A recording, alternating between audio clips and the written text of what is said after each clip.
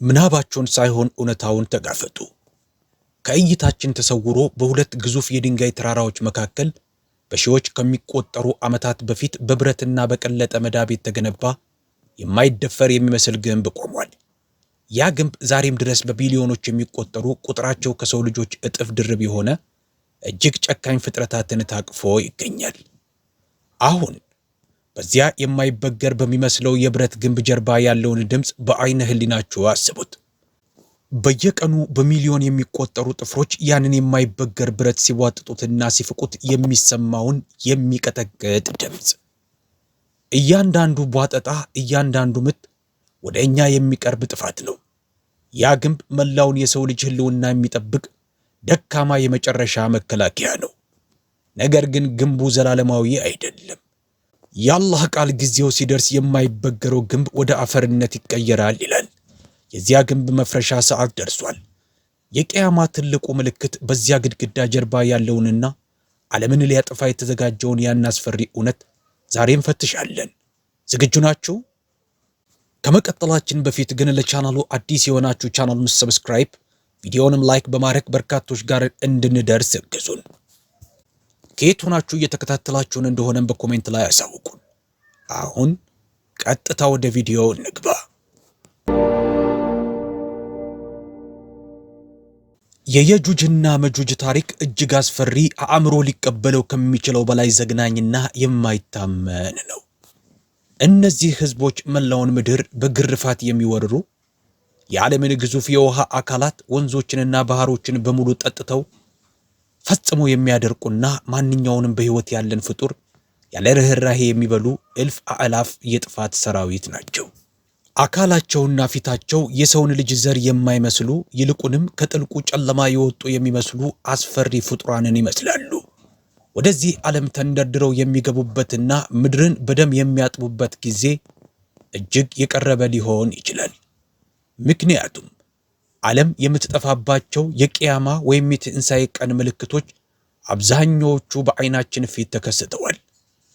ያ ታላቅ የመከራ ቀን ሲመጣ እነሱን ለመመከትም ሆነ ጥቃታቸውን ለማቆም የሚያስችል ምንም አይነት ኃይል፣ ምድራዊ ሰራዊት ወይም ዘመናዊ መሳሪያ አይኖርም። በአላህ የተረገሙትና ለሺህ ዓመታት የታሰሩት እነዚህ ፍጡራን የታሰሩበት ግንብ ሲናድ ልክ እንደ ተራራ ጎርፍ ከየኮረብታው እየፈሰሱ ምድርን ወደ መቃብርነት ለመለወጥና ዓለምን ለማጥፋት ይመጣሉ። መላውን ዓለም እየጠበቀ ያለው ትልቁ አደጋና አስፈሪው ጥፋት ቀድሞውኑ ደርሷል። እርሱም በሰው ልጅ ታሪክ ታይቶ የማይታወቀው የደጃል ታላቅ ፈተና ነው። ባለ አንድ አይኑ ደጃል ዓለምን ከዳር እስከ ዳር አናወጠ። የኖረውን ሥርዓትና ሕግ ሁሉ ገለባበጠ። ምድርን ሰብል እንድታበቅልና ፍሬ እንድትሰጥ አዘዛት። እርሷም በፍርሃት ታዘዘችለት። እኔ ጌታችሁ ነኝ እያለ በታላላቅ ተአምራት ሰዎችን አታለለ፣ አእምሯቸውንም ሰረቀ። ደጃል ከሰማይ እሳትንና መዓትን በመላክ በእርሱ አምላክነት ያላመኑትንና ለክፋቱ ያልተንበረከኩትን ሁሉ ከጨካኝ ሰራዊቱ ጋር ደመሰሳቸው። እውነተኛ አማኞች ነፍሳቸውን ለማዳን ወደ በረሃማ ተራራዎች ሸሹ። በጥላቻና በጨለማ ወደ ተሞሉ ዋሻዎችም ተደበቁ። ከዚያም ሰማዩ ተሰነጠቀ፣ ብርሃንም ወደ ታች ፈስ ጀመረ። ጸጉሩ በትከሻው ላይ የሚወርድ የመርየም ልጅ ኢሳ ወደ ምድር ወረደ። ነቢዩ ኢሳ ደጃልን ተጋፈጠው። ያንንም ታላቅ ፈተና ሙሉ በሙሉ አበቃው። ደጃል ከምድር ላይ ተደመሰሰ። ዓለም ሰላምን አገኘች፣ ፍትህም ሰፈነ። አማኞች በመጨረሻ በነጻነት መተንፈስ ቻሉ። አሁን በሰላም ነን፣ ትልቁ ፈተና አልፏል አሉ። አበቦች ፈኩ፣ ወፎች ዘመሩ፣ ሕፃናት በመንገዶች ላይ ሳቁ። ነገር ግን ይህ ሰላም፣ ይህ ጣፋጭ ሰላም ብዙም አልቆየም። አንድ ቀን ከምድር ስር እንግዳ ድምፆች መጡ። ድንጋዮች መሰነጣጠቅ ጀመሩ። ተራራዎች ተናወጡ፣ ባህሮችም ፈሉ። ከዚያም ምድር ተከፈተች። እነዚያ አስፈሪ ፍጡራን ወጡ። ነገር ግን ከየት ነው የመጡት? ከምድር ስር ወይንስ ከሌላ ዓለም? በትክክል አይታወቅም ነበር። በጣም ጠንካራ ነበሩ። ሰውን አይመስሉም ነበር። አጭር ቢሆኑም ጠንካራ አካል ነበራቸው። አይኖቻቸው እንደ እሳት የቀሉ ነበሩ። ጥርሶቻቸው እንደ ቢላዋ የተሳሉ፣ እጆቻቸውም እንደ ጥፍር የሾሉ ነበሩ። ያዩትን ሁሉ ይበጣጥሳሉ። በሕይወት ያለን ነገር ሁሉ ይበላሉ፣ ሐይቆችን ያደርቃሉ፣ ሁሉንም ነገር ያጠፋሉ። እነሱም የየጁጅና መጁጅ ሕዝቦች ነበሩ። የቂያማ ትልልቅ ምልክቶች አሉ።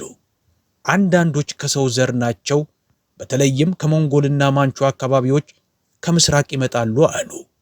ኢማም ጠባሪ ከቱርክ ጎሳዎች ይመጣሉ ሲሉ፣ ኢብኑ ከሲር ደግሞ ከቻይና በስተሰሜን የሚኖሩ ሕዝቦች ናቸው አሉ።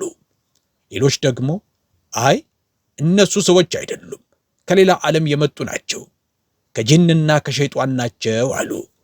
ኢማም ሱዩጢ ደግሞ ከማይታየው ዓለም የመጡ ናቸው አሉ። ታዲያ የትኛው ነው እውነት? አሁንስ የት ነው ያሉት? ለእነዚህ ጥያቄዎች መልስ ለማግኘት በጊዜ ዋሻ ውስጥ በሺዎች የሚቆጠሩ ዓመታትን ወደ ኋላ እንመለስ። ወደ ታላቁ ገዢ ዘመን፣ በፍትህ ወደ ተሞሉት ቀናት፣ በሰው ልጅ ታሪክ ውስጥ ካሉት ታላላቅ ገዢዎች አንዱ በነበረበት ዘመን ላይ ነን። ከምስራቅ እስከ ምዕራብ፣ ከሰሜን እስከ ደቡብ ባደረጋቸው ጉዞዎቹ የሚታወቅ ሰው፣ መላውን ምድር ከገዙ 4 ሰዎች አንዱ ዙልቀርናይን ከ5000 ዓመታት በፊት ይኖር እንደነበረ ይነገራል። ከየመን ነገሥታት አንዱ ነበረ። ሂድር የዙልቀርናይንን የአጎት ልጅ ነበር። ዙልቀርናይን ለሂድር በሰራዊቱ ውስጥ የአዛዥነት ግዴታ ሰጥቶት ከሃዲያንን እንዲዋጋ ላከው። ዙልቀርናይን ነብይ ነበር ወይስ የአላህ ደግ ባሪያ? በዚህ ላይ ግልጽ መረጃ የለም። የአላህ መልእክተኛ ሰለላሁ ዐለይሂ ወሰለም እንዲህ ብለዋል፣ 10 ምልክቶች እስካልታዩ ድረስ ሰዓቲቱ ወይም ቂያማ አትቆምም። ጢሱ፣ ደጃል፣ ዳባቱል አርድ ወይም የምድር ፍጡር፣ ፀሐይ በምዕራብ በኩል መውጣቷ፣ የኢሳ ወደ ምድር መውረድ፣ የየጁጅና መጁጅ 3 የመሬት መሰንጠቆች፣ አንዱ በምስራቅ፣ አንዱ በምዕራብ፣ አንዱ ደግሞ በአረብ ልሳነ ምድር እና በመጨረሻም ሰዎችን ወደ መሰብሰቢያ ቦታቸው የሚነዳ እሳት። በዘመኑ ዙልቀርናይን የዓለም ብቸኛ ገዢ ነበረ። በኢብራሂም ያምን ነበር። አላህ ለዙልቀርናይን ኃይልን ዕውቀትንና ጥንካሬን ሰጠው። ወደር የሌለው ሥልጣን ያለው ልዩ ገዢ አደረገው። ነጭና ጥቁር ሰንደቅ ዓላማዎች ተሰጥተውት ነበር። በቀን ሲጓዝ ጥቁሩን ሰንደቅ ዓላማ ከኋላው ያደርገዋል፣ ጨለማውም መንገዱን ይሸፍነዋል። ይህም ጠላቶቹ እሱን እንዳያገኙት ያደርጋቸዋል። በጨለማው ውስጥ ተጠፋፍተው ይሸነፋሉ። በሌሊት ደግሞ ነጩን ሰንደቅ ዓላማ ከፊት ያደርገዋል። ለእሱና ለወታደሮቹ እንደ ቀን ያበራላቸዋል። በዚህም በጠላቶቹ ላይ ታላላቅ ድሎችን ተቀዳጀ። አንድ ቀን ዙልቀርናይን አሁን ኪርጊስታን በሚባለው አካባቢ እየተጓዘ ነበር። በዚያን ጊዜ ተራራዎችን፣ ሜዳዎችን፣ ባህሮችንና ከተማዎችን ያቋርጥ ነበር። ብዙ የተለያዩ የሰዎች ስብስቦችንና የተለያዩ ፍጡራንን ያገኝ ነበር። ምናልባትም አሁን ካደረጋቸው ጉዞዎች ሁሉ በጣም አስፈላጊው ላይ ነበር። በሁለት ተራራዎች መካከል ያለ አንድ ለየት ያለ ሕዝብ አገኘ። ይህ ሕዝብ ትልቅ ችግር ነበረበት። በተራሮች ውስጥ የሚኖር አንድ አውሬ ጎሳ ዘወትር ይረብሻቸዋል፣ ብልሽትንም ያስፋፋል። እነዚህ ፍጡራን ለእነሱ ምን ያህል አደገኛ እንደሆኑ አስረዱትና እርዳታ ጠየቁት። ቁርአን እንዲህ ይላል፣ ስለ ዙልቀርነይንም ይጠይቁሃል፣ ስለ እሱ መታሰቢያን ወይም ታሪኩን አነብላችኋለሁ በላቸው። እኛ በምድር ላይ ሥልጣንን ሰጠነው፣ ወደ ሁሉም ነገር መድረሻ መንገድንም ሰጠነው። እርሱም መንገድን ተከተለ። ፀሐይ ወደምትጠልቅበት ቦታ በደረሰ ጊዜ ጥቁር ጭቃ ባለው ምንጭ ውስጥ ስትጠልቅ አገኛት። በዚያም ዘንድ ሕዝቦችን አገኘ። ዙልቀርነይን ሆይ ወይ ትቀጣቸዋለህ ወይም በእነሱ ላይ በጎን ነገር ትይዛለህ ወይም ትመራቸዋለህ አለው። ዙልቀርነይንም በደልን የሠራ ሰው እንቀጣዋለን፣ ከዚያም ወደ ጌታው ይመለሳል፣ እሱም በከባድ ቅጣት ይቀጠዋል። ነገር ግን ያመነና መልካም የሠራ ለእርሱ መልካም እንዳለው ለእርሱም ከትእዛዛችን ገር የሆነውን እንነግረዋለን አለ። ከጥቂት ጊዜ በኋላ ዙልቀርነይን እንደገና ጉዞ ጀመረ። በመጨረሻም ፀሐይ ወደምትወጣበት ቦታ ደረሰ። በዚያም ከፀሐይ ሙቀት የሚጠለሉበት ምንም አይነት መጠለያ ያላደረግንላቸውን ሕዝቦች አገኘ። አዎን ዙልቀርነይን በእርግጥም ታላቅ መደላደልና ሥልጣን ተሰጥቶት ነበር። የነበረውንና የሠራውን ሁሉ በዝርዝር እናውቅ ነበር። በኋላም በሌላ ጉዞ ላይ እንደገና ወጣ። በሁለት ተራራዎች መካከል ወዳለ ቦታ በደረሰ ጊዜ በሌላኛው ወገን እውነትን የማይሰሙ የማይረዱና የማይቀበሉ ህዝቦችን አገኘ። እነዚህ ህዝቦች በሌሎች ላይ ታላቅ ጉዳት አድርሰው ነበር። በመጨረሻም ህዝቦቹ ለእርዳታ ወደ ዙልቀርነይን መጡ። እንዲህም አሉት፣ ዙልቀርነይን ሆይ በመካከላችን የጁጅና መጁጅ የሚባሉ አስፈሪ ጎሳዎች አሉ።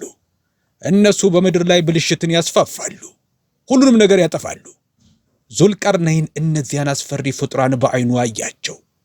ቅርጻቸው ሰውን ቢመስልም ነገር ግን ሰው ያልሆኑ፣ እንስሳትን ቢመስሉም ነገር ግን እንስሳ ያልሆኑ፣ ምንነታቸው ግልጽ ባይሆንም የማጥፋት ኃይላቸው ግን እርግጥ ነበር። ህዝቦቹም በእኛና በእነሱ መካከል ግንብ ገንባልን አሉት። የጁጅና መጁጅ ብልሹ ከሃዲና ታላቅ ክፉ ነገርን የሚያስፋፉ ስለነበሩና ወደፊትም ስለሚያደርጉት ዙልቀርነይን ምን ማድረግ እንዳለበት አሰበ። ከዚያም ከአላህ መመሪያ መጣለት። ብረትን አምጡልኝ አለ። እሳትን አንድዱ። በመቀጠልም ምንም መክፈል አያስፈልጋችሁም። እናንተ ልትሰጡኝ የምትችሉት ሀብት ጌታዬ ከሰጠኝ ጋር ሲነጻጸር ምንም ነው። የምፈልገው እነሱን ለመከላከል የሚያስችል ጠንካራ ግንብ እንድሰራ በጉልበታችሁ እንድታግዙኝ ብቻ ነው። የምትችሉትን ያህል የብረት ቁርጥራጮች አምጡ አለ። ድንጋይ በድንጋይ ላይ ተቀመጠ።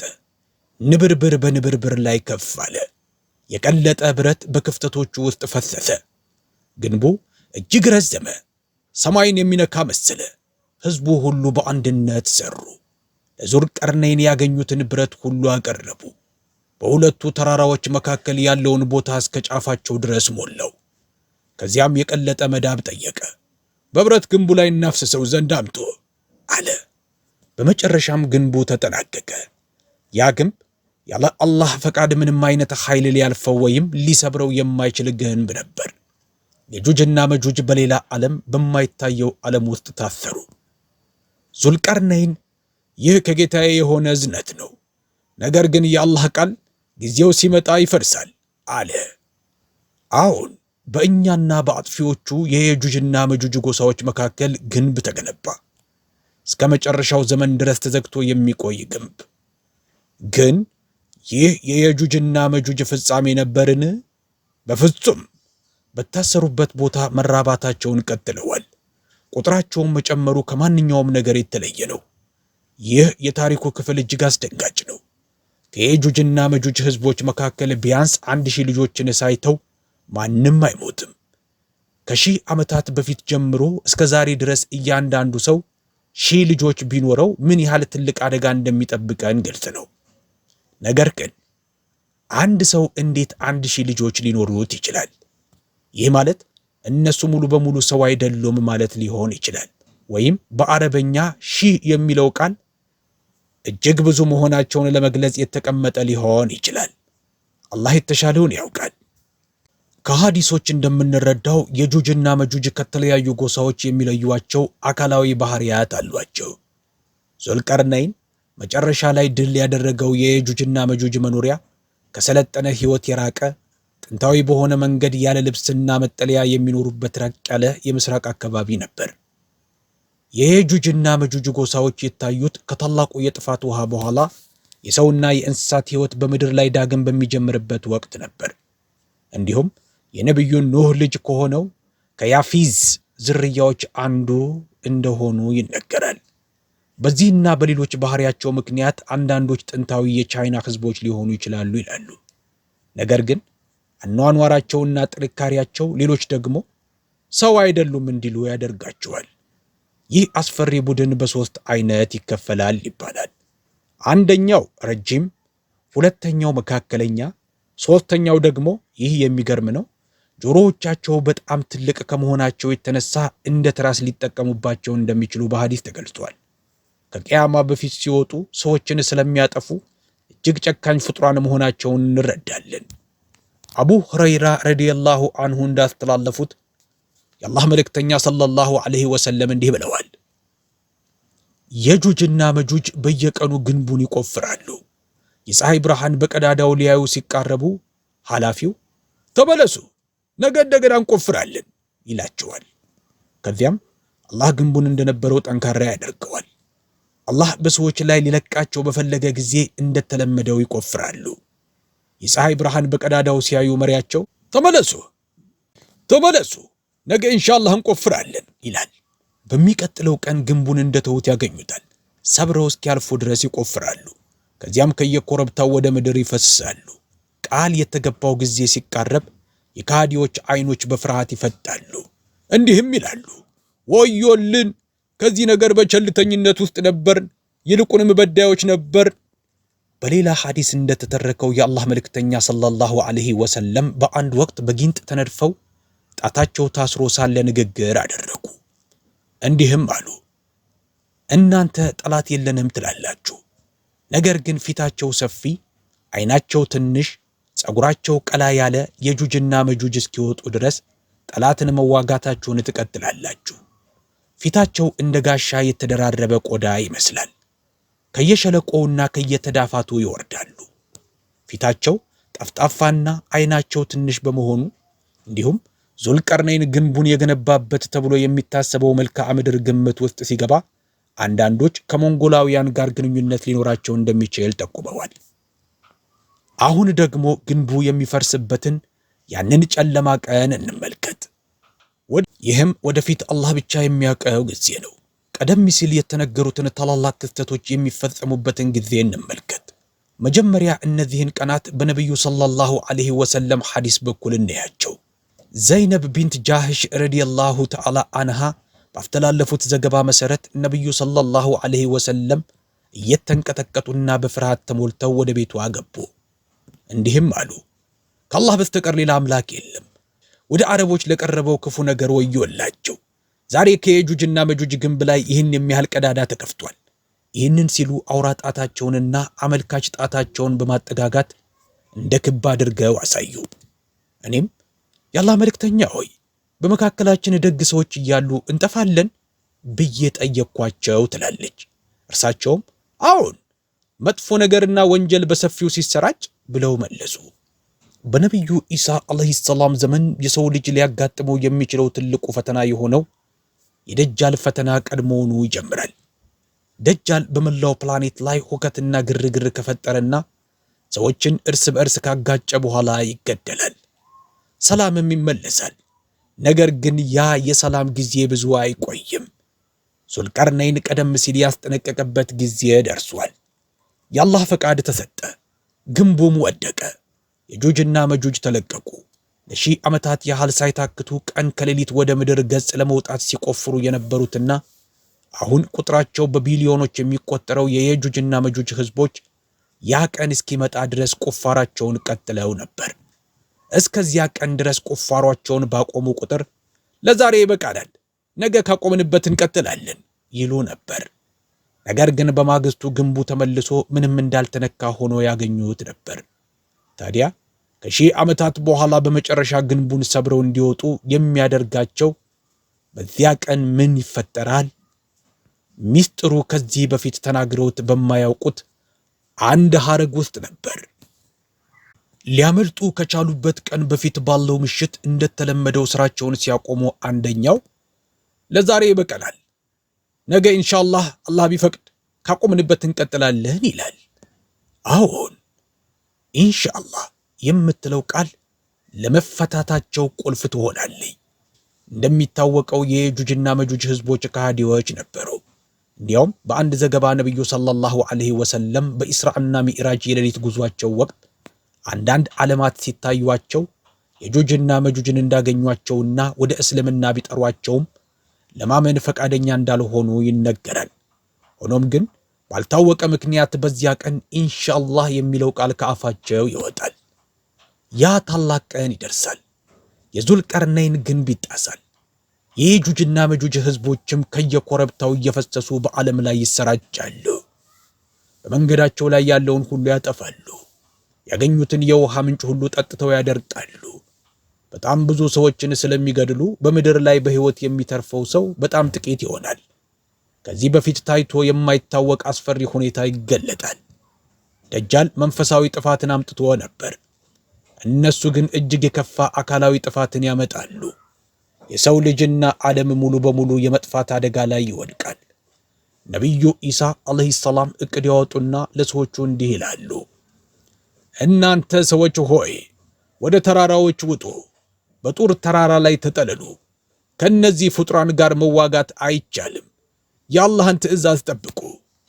አማኞች ወደ ተራራዎች ወጡ። የጁጅና መጁጅ በምድር ላይ ተሰራጩ። የጢባሪያን ባህር ወይም ሐይቅ አደረቁ። የኤፍራጥስን ወንዝ ጠጥተው ጨረሱ። ከተሞችን አጠፉ። ሕያው የሆነን ነገር ሁሉ በሉ። ከምስራቅ እስከ ምዕራብ፣ ከሰሜን እስከ ደቡብ የጁጅና መጁጅ ሕዝቦች ሁሉንም ነገር አወደሙ። እናም ዘረፉ። በዙሪያቸው ማንም ሰው እንዳልቀረ ሲያዩ ሁሉንም የሰው ልጅ የገደሉ መሰላቸው።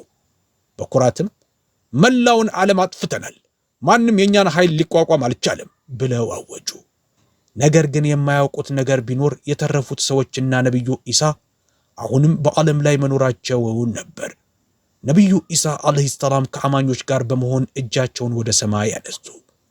ጌታዬ ሆይ ይህን አደጋ ከእኛ ላይ አንሳልን፣ ባሮችን ከዚህ ስቃይ አድናቸው ብለው ለመኑ።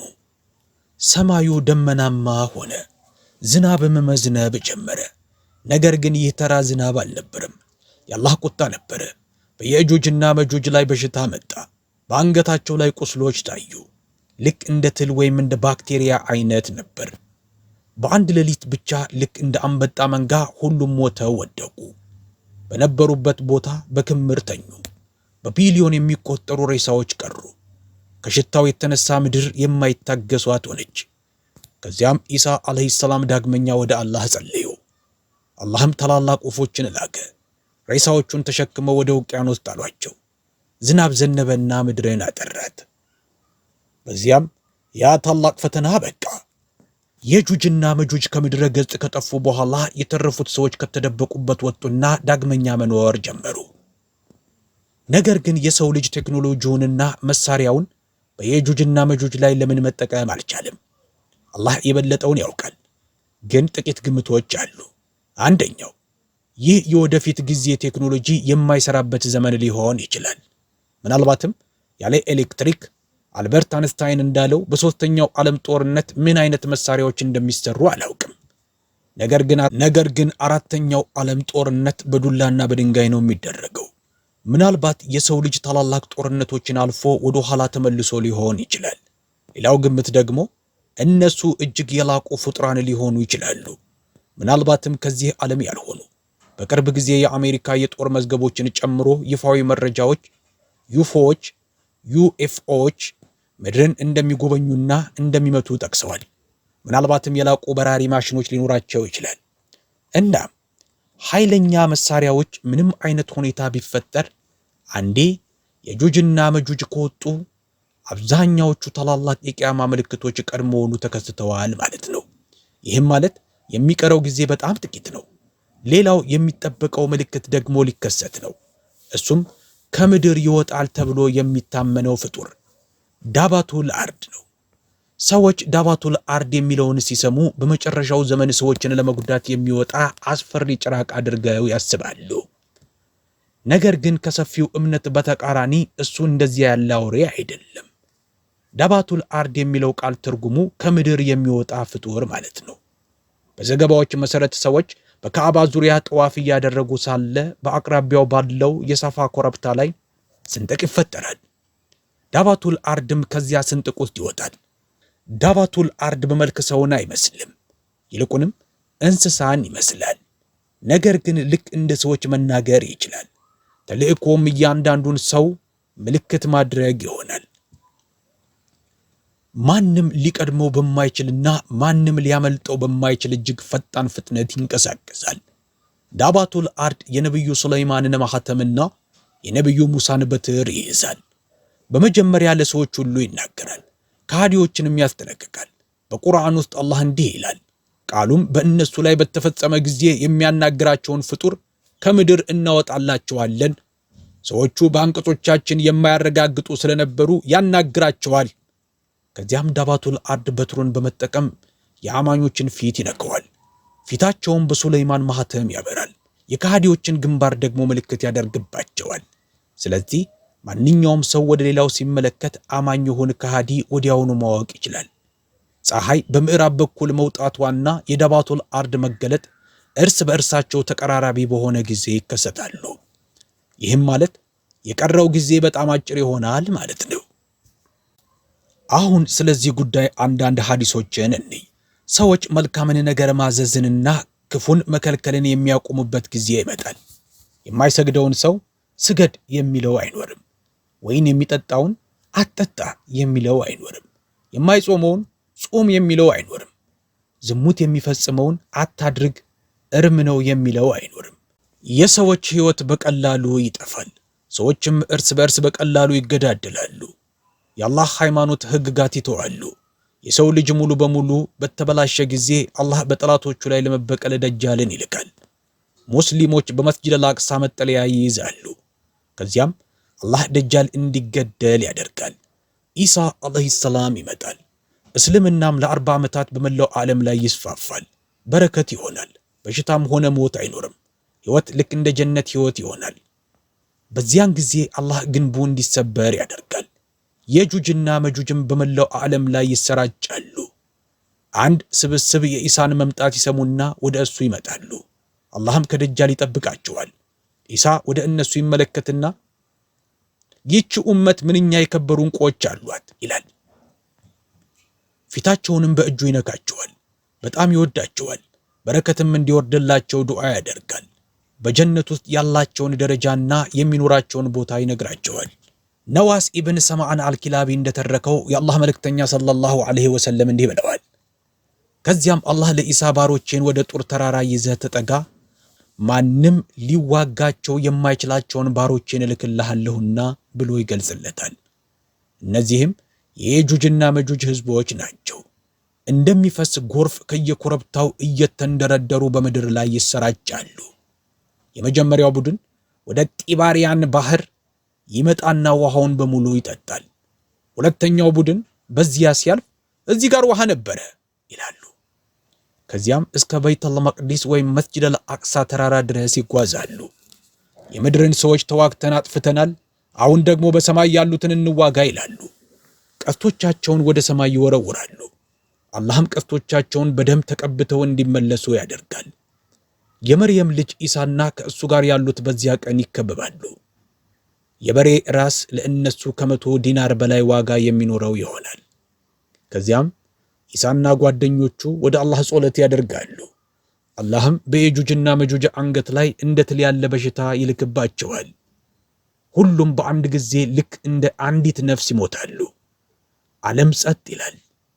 ከጻድቃን ሙስሊሞች አንዱ በጠላት ላይ ምን እንደደረሰ ለማየት ራሱን ይሰዋል። እንደሚገደል እያወቀ ይሄዳል። ምድር በሬሳዎቻቸው ተሸፍና አንዱ በሌላው ላይ ተከምሮ ያገኛቸዋል።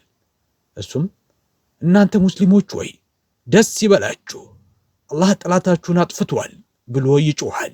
ኢሳና ጓደኞቹ ከሌሎች ሰዎች ጋር በመሆን ከተደበቁበት ከምሽጎችና ከዋሻዎች ይወጣሉ።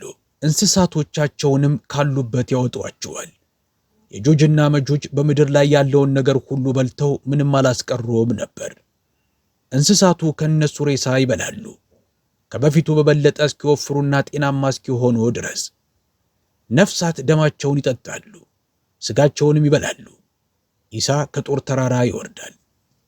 በምድር ላይ አላህን ያመልካሉ። ነገር ግን ያልተነካ ቦታ አይገኝም። አያገኙም። ኢሳና ጓደኞቹ እንደገና ወደ አላህ ይጸልያሉ። አላህም ሁሉም ሙስሊሞች እንደ ጉንፋን ያለ ቀላል ህመም እንዲይዛቸው የሚያደርግ ነፋስ ይልካል። ከ3 ቀናት በኋላ ህመሙ ያልፋል። ከዚያም አላህ እንደ ግመል አንገት ያሉ ወፎችን ይልካል። እነዚህ ወፎች የየጁጅና መጁጅን አስክሬኖች ተሸክመው ወደ ጥልቅ ቦታ በመጣል ምድርን ያጸዳሉ። ከዚያ በኋላ አላህ የተትረፈረፈ ዝናብ ይልካል። ምንም አይነት ቤት ወይም ድንኳን ከዝናቡ አያመልጥም። ዝናቡ መላውን ምድር ያጥባል፣ እንደገና አረንጓዴና ለም ያደርጋታል። ምድር ፍሬሽን አውጪ፣ በረከትሽንም እንደ ድሮ መልሺ ተብላ ትታዘዛለች። በዚያ ቀን አንድ ስብስብ ሰዎች ከአንዲት ሮማን በልተው ይጠግባሉ። ልጣጯም በጣም ትልቅ ከመሆኑ የተነሳ ለጥላነት ይጠቀሙበታል።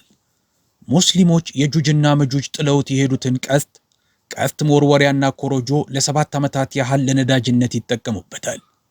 ወተት በጣም የተባረከ ስለሚሆን ትልልቅ ስብስቦች በአንዲት ወጣት ግመል ወተት ይረካሉ። አንድ ጎሳ በአንዲት ወጣት ላም ወተት ይኖራል። አንድ ቤተሰብ በአንዲት ወጣት በግ ወተት ይበቀዋል። በዚህ ሁኔታ ላይ እያሉ አላህ የእያንዳንዱን አማኝ ነፍስ የሚወስድ ነፋስ ይልካል። መጥፎ ሰዎች ብቻ ይቀራሉ። እነሱም እንደ አህያ በይፋ ዝሙት ይፈጽማሉ። በእነሱም ላይ ሰዓቲቱ ወይም ቅያማ ትመጣለች። ነቢዩ ሰለላሁ ዐለይሂ ወሰለም በሚዕራጅ ወቅት ወደ የጁጅና መጁጅ ሄደው ወደ እውነት ጠርተዋቸው ነበር። ነገር ግን ከጥቂቶቹ በስተቀር ማንም አላምንም። ሁሉም መልእክቱን ውድቅ አደረጉ። አቡ ሰዒድ አልሁድሪ እንደተረከው የአላህ መልእክተኛ ሰለላሁ ዐለይሂ ወሰለም ከየጁጅና መጁጅ መውጣት በኋላም የካዕባ ቤት ለሐጅና ለዑምራ ይጎበኛል ብለዋል። የዙልቀርነይን ግንብ አለ፣ ነገር ግን እኛ ማየት አንችልም። አላህ አንድን ነገር ተሸሽጎ እንዲቆይ ከፈለገ የት እንዳለ ማንም ሊያውቅ አይችልም። የሱረቱል መሰድ መውረድን ተከትሎ የአቡ ለሃብ ሚስት ጀሚል በቁርአን ውስጥ መወገዟን ስትሰማ በጣም ተበሳጨችና ተቆጣች። አንድ ትልቅ ድንጋይ አንስታ የአላህን መልእክተኛ ሰለላሁ ዐለይሂ ወሰለምን ለመምታት ወደ ሐረም ሄደች። በዚያን ጊዜ ነብዩ ሰለላሁ ዐለይሂ ወሰለም ከአቡበከር ረዲየላሁ አንሁና ከዑመር ረዲየላሁ አንሁ ጋር በሐረም ውስጥ ተቀምጠው ነበር። ጀሚል እየቀረበች መሆኗን ሲያይ አቡበከርም የአላህ መልእክተኛ፣ ይህች ሴት መጥፎ ምላስ ያላት ክፉ ሴት ናት፣ ከዚህ ብንወጣ ይሻላል አላቸው። ነቢዩ ሰለላሁ ዐለይሂ ወሰለምም እሷ እኔን ማየት አትችልም በማለት በአጭሩ መለሱላቸው። በእርግጥም ጀሚል በደረሰች ጊዜ ነቢዩን ሰለላሁ ዐለይሂ ወሰለም ማየት አልቻለችም ነበር። ዑመርን ስለምትጠላ ወደ አቡበከር ዞር ብላ ጓደኛ የት ነው ብላ ጠየቀች። አቡበከርም ምን ፈልገሽ ነው አሏት። እሷም በቁጣ እኔን እንዳሾፈብኝ ሰምቻለሁ፣ ባገኘውማ በዚህ ድንጋይ አፉን መታው ነበር። እሱ ገጣሚ ከሆነ እኔም ገጣሚ ነኝ፣ እኔም እንደሱ መሳደብ አውቃለሁ አለች። አቡበከርም ከጎኔ የተቀመጠውን ሰው ታያለሽ ብለው ጠየቋት። ጀሚልም በመገረም እያሾፍክብኝ ነው? ከዑመር በስተቀር ማንም ከጎና አይታየኝም አለች። ከዚያም በነብዩ ሰለላሁ ዐለይሂ ወሰለም ላይ የደረሰችውን ግጥም አንብባ ሄደች። እሷ ከሄደች በኋላ አቡበክር የአላህ መልእክተኛ ሆይ ጀሚል አየችዎት ብለው ጠየቁ።